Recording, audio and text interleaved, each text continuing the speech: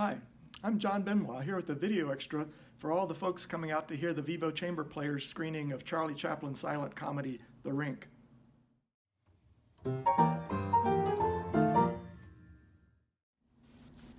Have you ever wondered why the old silent comedies were called slapstick comedies? No? Well, I'll tell you anyway. In the days before spoken dialogue, all of the gags were sight gags. And for theaters that could afford to hire a drummer, it was the drummer's job to provide sound effects for these gags, which could involve falling off ladders, slipping on banana peels, pies in the face. One of the tools of the trade was an instrument called a slapstick. It consists of two boards that are hinged together with a spring hinge, and whenever you wield it like a whip, it makes a slapping sound, which is perfect for many of the dumb gags that the writers of the time came up with.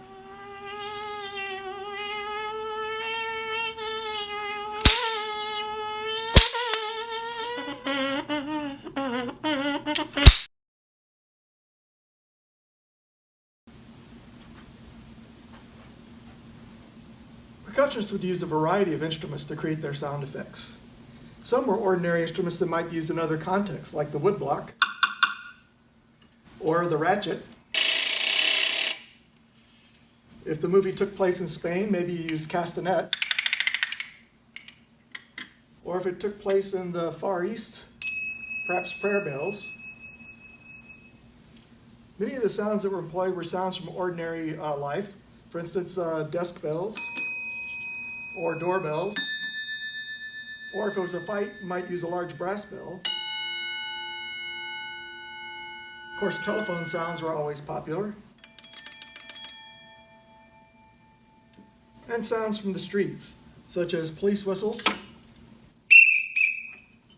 horses' hoofs, car horns, trains, and nature sounds, lots of bird sounds. For instance, the Bob White, or the cuckoo. Of course, there was the duck for comic effect, and the nightingale. And there'd be novelty instruments, novelty sounds such as the flex tone or the slide whistle. And of course, ubiquitous siren whistle.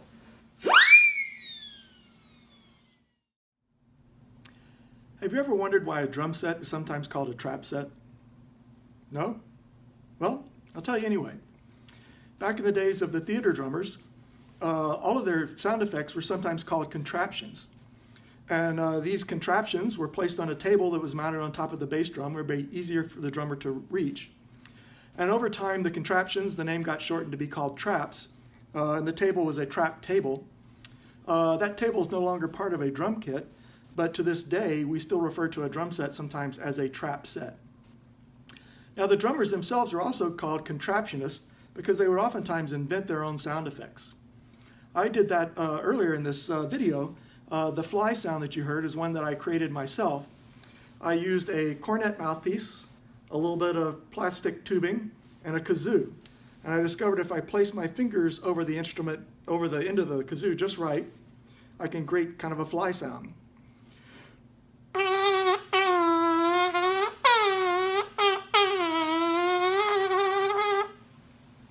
So that's my fly. Would you like to see another instrument I created? No? Well, it'll just take a second. Back in the day of the silent theater musician, and also of the radio drama as well, anytime there needed to be a big crash, the sound effects guy would oftentimes make a big stack of pots and pans, and at the right moment just knock it down.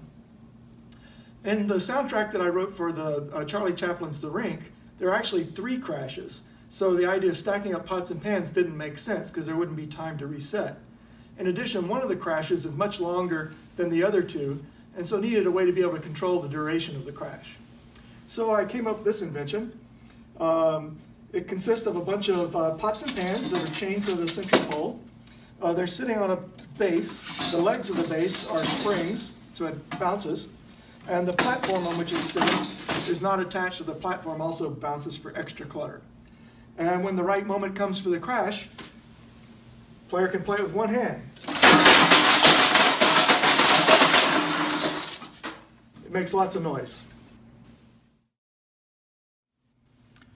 Well, once again, I'm John Benoit. Hope you enjoyed this video. Thank you for watching it to the end.